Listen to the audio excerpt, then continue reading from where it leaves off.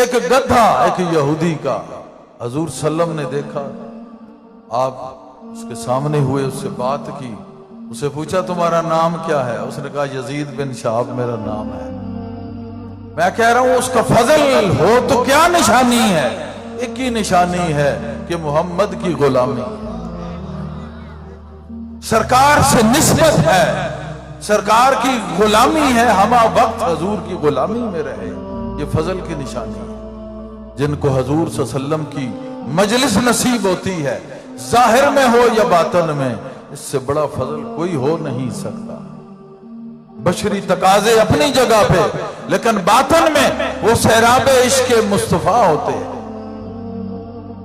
عشق مصطفیٰ سے سیراب ہوتے ہیں۔ اس سے پوچھا، اس نے نام بتایا یزید بن شہاب۔ حضور نے کہا تیرا نام اس کے بعد اب یافور ہے۔ اس نے کہا میری نسل کے 60 گدھے تھے، ان پہ انبیاء نے سواری کی، میں ہی بچ گیا ہوں، باقی سارے ختم ہیں، اور مجھے پتا تھا مجھ پہ، میں اب آخری ہوں اس قسم کا ہے، مجھ پہ بھی آخر نبی آخر الزمان نے ہی تشریف لانا ہے۔ کئی دفعہ یہودی نے کوشش کی مجھ پہ بیٹھنے کی، میں نے اسے گرا دیا۔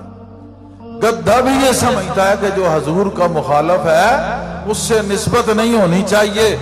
اے مسلمان، اگر تو حضور کا کچھ لگتا ہے تو جہاں حضور کی ذرا سی دوری ہے، ذرا سی نفرت ہے، بظاہراً مسلمان ہے، لیکن منافق بظاہراً ایسے ہی تھے، لباس ایسا ہی تھا، ساری داڑیاں، سارا کچھ، بال شال ایسے ہی تھے، دستاریں تمام، جبہ کبہ دستار ایسے ہی تھے، سب کچھ ایسے تھا، لیکن ذرا سی بھی منافقت دیکھو تو اس گدھے کی سنت پہ عمل کر لو۔ اس نے اس کو قریب نہیں آنے دیا، دور رکھا کہ اگر میرے یار کا کچھ نہیں لگتا تو دفع ہو جائے، ادھر تیری کوئی گنجائش نہیں۔ وہ کہتا ہے حضور میں نے کبھی بیٹھنے نہیں دیا، مجھے یقین ہے آپ مجھ پہ سواری کریں گے۔ حضور نے اس پہ سواری بھی کی۔ پھر سب سے بڑا انعام یہ، سب سے بڑا انعام یہ، کسی صحابی کو بلانا ہوتا تھا، اس کو بھیجتے تھے، اسی صحابی کا دروازہ جا کے ایسے ٹکرے مارتا تھا، وہ صحابی باہر آتا، اس کو اشارہ کرتا، حضور بلا رہے ہیں۔